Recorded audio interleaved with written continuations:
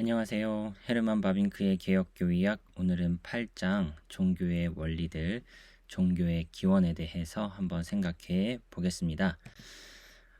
이번 시간에 대한 내용이 이렇게 정리가 될 것 같습니다. 종교의 기원을 설명하고자 함에 있어서 역사적 방식은 한계를 갖는다. 거친 자연 속에서의 생존을 위해 신을 찾았다고 하나 그것이 왜 인간의 윤리성과 연계되는지를 설명하기에는 역부족이다. 종교의 기원을 설명하고자 함에 있어서 심리학적 방식은 한계를 갖는다.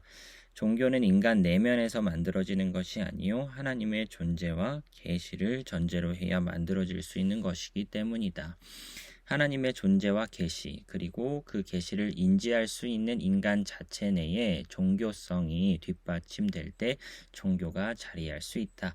이 세 가지 기초 원리, 하나님의 존재, 계시 그리고 인간 내부의 이 종교성은 이 세 가지 기초 원리는 삼위일체와 관련을 가진다라고 오늘 시간의 내용이 정리가 될 것 같습니다. 한번 시작해 보겠습니다. 80절입니다. 언어의 기원에 대한 만족할 만한 설명이 없는 것과 마찬가지로 종교의 기원에 대해서도 만족할 만한 설명이 없다. 엄밀히 말해서 문화를 갖지 않는 민족들은 존재하지 않으며 종교와 윤리, 이성과 언어가 없는 원시적 인간이란 하나의 공상이기 때문이다. 종교란 두려움, 성직자의 기만, 무지에서 유래되었다는 것이 일부 무신론적 단체들 가운데서 여전히 유행한다 할지라도 학문적으로는 변호되지 못하고 있습니다. 위에 언급한 추측들이 차례대로 부적합하다고 입증되었기에 그 이후 종교의 기원에 대한 또 다른 설명이 있었는데 이는 대단히 성공적이었습니다. 이 해설에 의하면 자연은 인간에 대해 아주 적대적이라는 것이죠. 인간은 자연에 대항하여 지속적으로 자신의 생명을 보호하고 자신의 존재를 유지해야만 합니다. 하지만 그는 연약하고 무능하죠. 인간은 행복하기를 원하지만 행복하지 못하고 자기 자신의 힘으로 행복해질 수도 없습니다. 그런 까닭에 그는 종교에서 자기 생각에 자연 현상 가운데 현존하는 그 모든 인격적 능력들을 달래려고 노력합니다. 종교에 대한 이러한 설명은 독특한 점을 가지는데 이는 종교가 이론적으로가 아니라 구체적으로 실제적인 동기들로부터 발생한다는 것이죠. 그럼에도 불구하고 이 견해는 모두에게 동일한 형태로 나타나는 것은 아닙니다. 어떤 이들은 종교란 일반적으로 자기 보존 욕구에서 발생했다고 말합니다.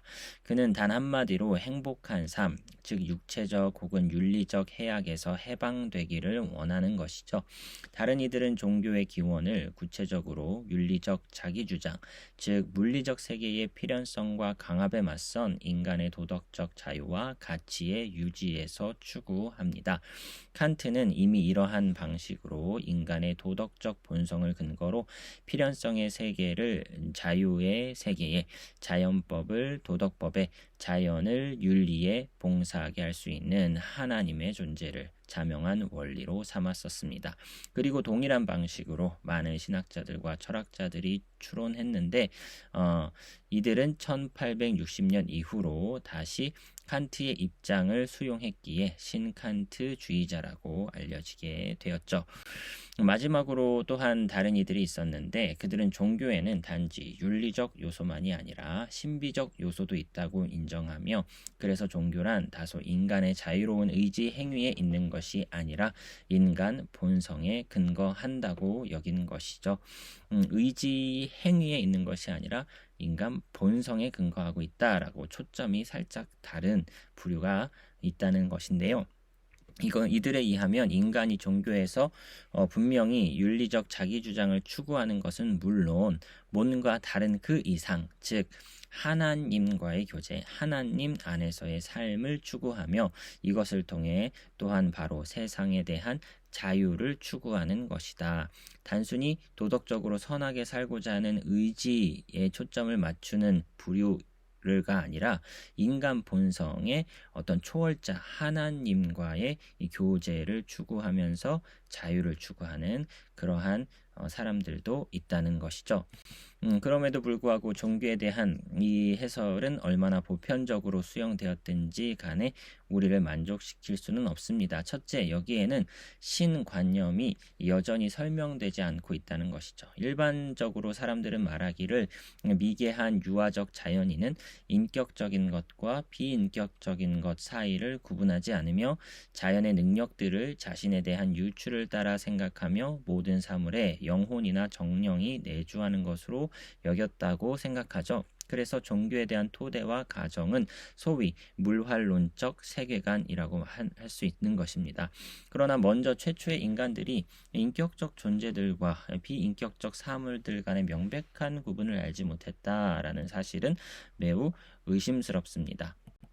둘째, 자연현상들 가운데 살고 활동하는 영혼들과 정령들에 대한 믿음은 그 자체로 아직 종교라고는 할 수 없습니다. 이러한 영혼들 혹은 정령들이 비로소 종교적 대상이 되는 것은 그것들이 신적인 것에 대한 개념을 전달받았을 때입니다. 인간 스스로 만들어서 종교가 탄생하는 것이 아니고 신적인 존재가 어떠한 계시를 했을 때에라는 이러한 개념이 있어야 종교가 성립된다는 것입니다. 모든 사람들은 먼저 교육과 양육을 통해 신성의 개념을 수용하는데, 왜냐하면 인간은 그 자신이 그것이 옳다는 사실을 깨닫고 그것을 근거로 종교적 관계를 발전시키기 때문이다. 어떤 권능에 대한 종교적 관계는 항상 이미 신관념을 전제하는데, 이 신관념은 위에 언급한 방법에서 여전히 설명되지 않는다는 것이죠. 신이라는 관념이 인간의 안에 존재해야 종교가 형성이 된다라는 것입니다. 게다가 이 심리학적 분석에 있어서 종교의 발생 역시 이 주관적 의미에서 여전히 이해되지 않는다. 일단 인격적 존재에 대한 신앙이 자연에 있다고 가정해보자. 하지만 이 문제는 왜, 그리고 특히 언제 그런 존재에게서 어떤 감각적 혹은 도덕적 선을 추구하는 것이 종교로 되는가 하는 것이다. 종교란 항상 하나님과 세계, 즉 자연을 초월한 존재의 권능과 자연의 종속된 능력들 사이에 어떤 구별을 가정합니다. 그래서 물론 그 신적 권능이 자연 현상들에 내주하는 것으로 여겨질 수 있으나 종교적 숭배의 대상은 결코 자연 현상들 가운데 있는 자연의 힘이 아니라 그 가운데서 자신을 계시하고 활동하는 신적 존재인 것이죠. 그러나 위에 언급된 설명에 대한 가장 심각한 반대는 그 설명에 있어서 하나님은 다름 아닌 단지 위급할 때에 돕는 자, 즉 인간에게 어떤 유익을 주기 위해 고안된 존재라는 사실입니다. 종교란 감각적이거나 도덕적인 것, 그리고 항상 인간의 이기적 욕구를 만족시키는 수단으로만 여긴다는 것이죠. 이기주의란 종교의 근원이자 기원이다 라고 말할 수밖에 없는 종교관이라는 점입니다. 위에 언급된 해설에 있어서 어떤 형태로 제시되었든지 간에 인간은 항상 1차적으로 이 세계와의 관계에 서 있습니다. 그리고 그 세계와의 갈등으로부터 종교와 신관념이 태어나죠. 종교의 출발점과 토대는 자부심과 위기감의 대립이며 정신과 자연의 이원론이고 자의식과 세계의식 사이의 긴장이다.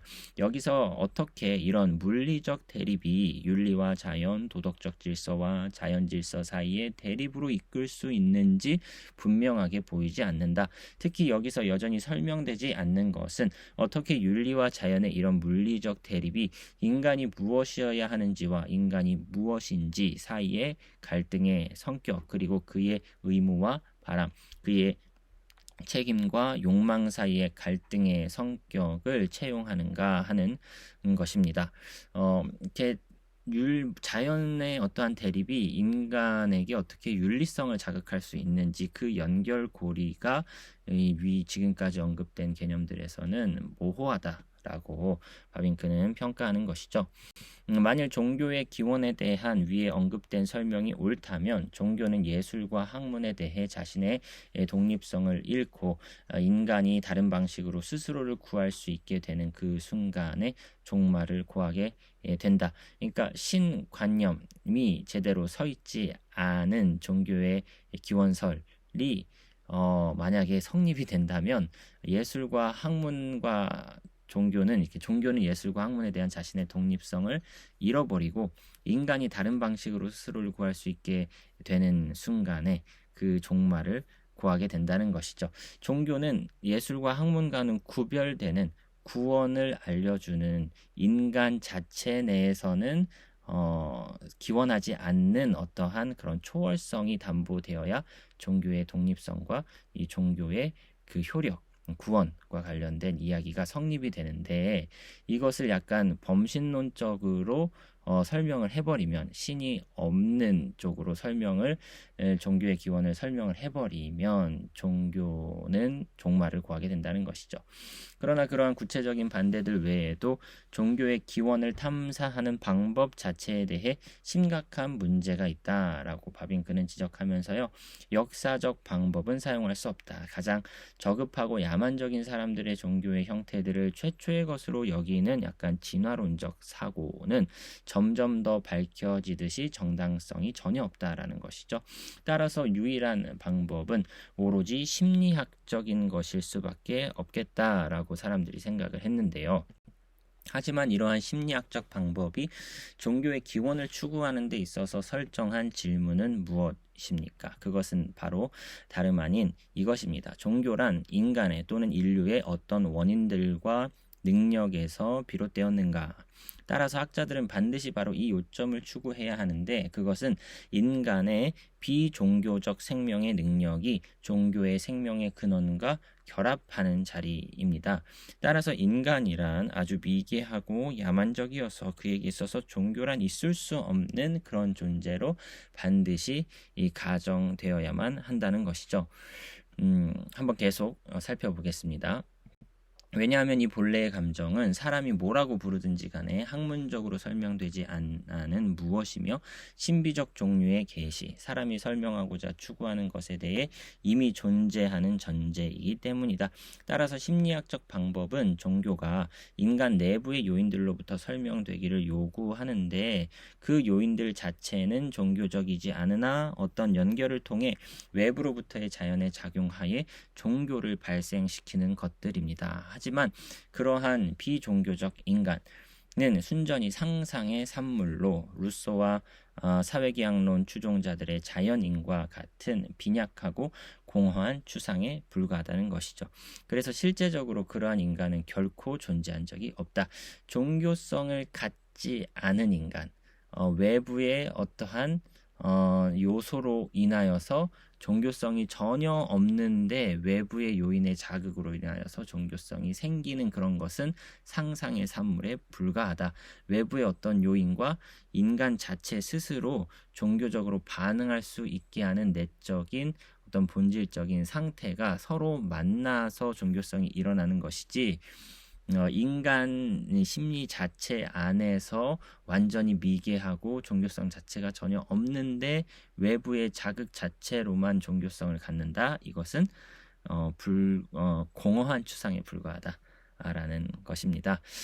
그래서 실제적으로 그러한 인간은 결코 존재한 적이 없다. 종교 자체는 완전히 우연의 산물이 되어 다윈이 생각하는 윤리와 같게 되어 버립니다.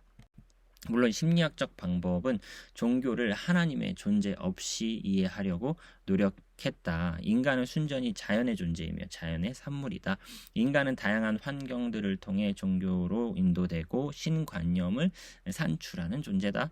하나님이 사람을 창조한 것이 아니라, 이렇게 되면 인간이 하나님을 창조하는 꼴이 되는 것이죠. 주관적 종교가 객관적 종교의 원천이 된다고 말하는 셈입니다. 인간이 하나님을 섬길 것인지 말 것인지, 그리고 어떻게 하나님을 섬길 것인지를 인간이 결정하게 되는 꼴이 되어 버립니다. 81절입니다. 우리가 앞선 연구로부터 얻은 결론은 다른 것이 될 수 없고요. 오로지 다른 출발점을 선택하고 다른 방법을 따라야 한다는 것입니다.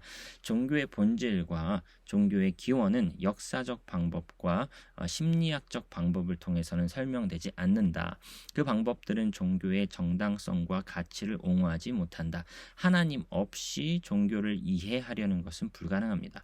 하나님은 종교에 대한 중대한 가정이죠. 하나님의 존재 그리고 계시는 모든 종교가 기초로 하는 토대입니다.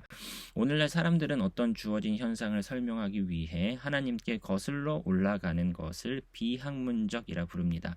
물론 하나님은 우리의 무지의 피난처가 되어서는 안 됩니다. 그럼에도 불구하고 하나님을 전혀 고려하지 않고 하나님 없이 하나님을 떠나 모든 것을 설명하려는 것은 빈약한 학문입니다. 이것은 종교를 학문적으로 해설하는 데 있어서 이중적 의미에서 옳은 말입니다. 왜냐하면 하나님은 여기서 실제적이고 직접적인 대상이기 때문입니다. 하나님이 없는 모든 종교는 불합리합니다. 우리가 여기서 선택할 수 있는 것은 두 가지 중 한 가지가 되는 것이죠. 종교란 헛된 것이다. 왜냐하면 하나님은 존재하지 않거나 완전히 알 수 없기 때문이다. 둘째로 종교란 참된 것이다. 하지만 종교는 하나님의 존재와 계시를 엄밀한 논리적 학문적 의미에서 요구하고 가정한다. 종교가 존재하는 것은 오로지 하나님이 존재하고 하나님이 모든 피조물로부터 섬김을 받기 원하기 때문이죠. 하나님의 존재가 확고히 섰을 바로 그때 우리는 종교의 본질과 기원, 정당성과 가치를 이해할 수 있는 것입니다. 하지만 종교는 여전히 그 이상의 것을 요구합니다. 그것은 단지 하나님이 존재한다는 사실만이 아니라 하나님이 어떤 방식으로 자신을 계시하고 알린다는 사실 또한 가정합니다. 모든 종교들은 이 계시 개념을 가지고 있죠. 계시 없는 종교란 존재하지 않으며 계시는 종교에 필수적으로 연관됩니다. 종교의 본질은 단지 주관적으로 자기 뜻대로 표현되는 종교적 성향에만 존재하는 것이 아니라 객관적으로 종교, 즉 교리와 윤리와 예배에도 존재하죠. 객관적 종교는 오로지 신자들에게만 권위를 갖는데 왜냐하면 신자들은 그것이 하나님의 뜻과 하나님께 대한 봉사를 포함한다고 확신하기 때문입니다. 종교의 기원은 역사적으로 지적될 수 없고 심리학적으로 해설되지 않으나 필연적으로 종교의 객관적 토대로서의 계시를 지지합니다. 인간은 학문과 예술에서 추구하는 것과는 전혀 다른 것을 종교에서 추구하며 연계한다라고 지난 시간에도 배웠었죠. 그는 종교에서 자신의 지식을 확대하거나 자신의 공상을 만족시키려는 것이 아니라 하나님과의 교제 안에서 누리는 영원한 생명, 실제적인 존재의 변화, 죄와 비참으로부터의 해방을 추구합니다. 그러므로 종교는 학문과 예술과는 다른 근원을 요구한다라고 우리는 봐야 하는 것이죠. 종교는 하나님 자신이 인간에게 다가오며 인간이 하나님 자신과 교제할 수 있도록 해주는 계시를 가정합니다. 종교는 그 본질상 그리고 그 기원상 계시의 산물입니다. 점차 이것 역시 인정받기 시작했죠. 계시 개념을 오랫동안 심각하게 논의할 가치가 있는 것으로 여기지 않고 오로지 부정적인 비평만을 쏟아부었던 종교 철학은 이제 이것을 고려하지 않을 수 없게 되었습니다. 만일 종교의 본질과 기원이 이렇게 계시로부터 설명될 때 이것은 마치 종교가 인간 본성에 근거한 것이 아니라 외적인 교리의 전달에서 발생한 것으로 생각하는 소시누스적 의미로 이해되어서는 안 됩니다. 이런 경우에 셸링의 지적은 정당한데요.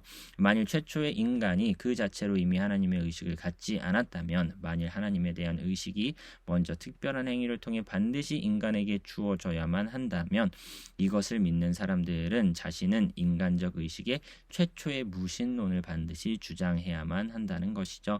이런 경우에 종교란 추가된 선물이지 본질적으로 인간 본성에 고유한 것은 아닙니다. 하지만 인간 안에는 본성적으로 종교성이 있지요. 우리는 이제 성경적으로 그것을 하나님의 형상이라는 개념으로 설명합니다. 그는 인간으로서 곧바로 종교적 존재로 만들어졌다는 것입니다. 성경에 의하면 인간은 존재하는 그 순간부터 하나님의 형상을 따라 지음받은 인간이었고 따라서 그 순간 이후 또한 종교적 존재였습니다. 종교는 또 다른 창조에 의해서 혹은 오랜 진화의 과정을 통해 나중에 추가된 것이 아니라 하나님의 형상을 따라 지음받은 인간 자체에 내재된 것입니다. 물론 인간의 원래 상태가 죄로 인해 부패되고 파괴되었을지라도 인간은 여전히 하나님의 친족이며 하나님의 소생으로 하나님을 계속 더듬어 찾아 발견 발견하고자 합니다. 따라서 인간 내부에는 객관적인 하나님의 계시에 상응하여 신적인 것을 분별하는 어떤 인간 본성의 능력, 습성이 있습니다. 하나님은 빛을 창조할 뿐만 아니라 그 빛을 볼 수 있는 눈도 창조하시죠. 외적인 실제의 내적인 인식 기관이 응답한다는 것입니다. 귀는 음의 세계를 위해 고안된 것이죠. 피조물의 로고스는 인간 내부의 로고스와 상응하여 학문이 가능해집니다. 자연의 미는 인간의 미적 감각에서 응답되지요. 이처럼 외적, 객관적 계시만이 있는 것이 아니라 내적, 주관적 계시도 있어야 한다는 것입니다. 전자는 종교에 대한 외적 인식의 기초 원리이고 후자는 내적 인식의 기초 원리입니다. 그러므로 학문에서와 마찬가지로 종교에서도 기초 원리들은 이 세 가지로 구분되는데요. 종교란 존재하는데 왜냐하면 하나님은 하나님이며 하나님으로서의 성적 피조물들에 의해 섬김을 받기 원하기 때문이다. 이를 위해 하나님은 말씀과 행위 가운데 자신을 인간에게 계시한다. 외적 인식의 기초 원리가 이제 계시라는 것이고요. 그리고 하나님은 인간이 주관적으로 그 계시를 통해 하나님을 알고 사랑하도록 능력을 준다. 내적 인식의 기초 원리, 이것은 이제 성령님이 감당하는 파트가 되겠죠. 하나님이 자신을 객관적으로 그리고 주관적으로 인간에게 알리지 않는 종교란 존재하지 않습니다. 그리고 다시금 이 세 가지 기초 원리들은 종교에 있어서 하나님의 삼위일체적 존재 가운데 그 토대를 갖는다. 성부는 성자 안에서 성령을 통하여 자신을 계시한다라고 이렇게 바빙크는 이 파트를 정리합니다. 오늘의 결론입니다. 종교의 기원을 설명하고자 함에 있어서 역사적 방식은 한계를 갖습니다. 거친 자연 속에서의 생존을 위해 신을 찾았다고 하지만 그것이 왜 인간의 윤리성과 연계되는지를 설명하기에는 역사적 방식은 역부족이죠. 종교의 기원을 설명하고자 함에 있어서 그렇다고 심리학적 방식은 온전하냐? 그 역시 부족하다는 것입니다. 종교는 인간 내면에서 만들어지는 것이 아니요 하나님의 존재와 계시를 전제로 해야 만들어질 수 있는 것이기 때문입니다. 하나님의 존재와 계시 그리고 그 계시를 인지할 수 있는 인간 자체 내의 종교성이라는 이 세 가지 원리가 뒷받침될 때에 종교가 자리할 수 있는 것입니다. 이 세 가지 기초 원리는 삼위일체와 관련을 가진다. 이렇게 정리해 볼 수 있겠습니다. 오늘도 수고 많으셨습니다. 다음 시간에는 9장 계시의 본질과 개념에 대해서 또 진행해 보겠습니다. 오늘도 수고 많으셨습니다.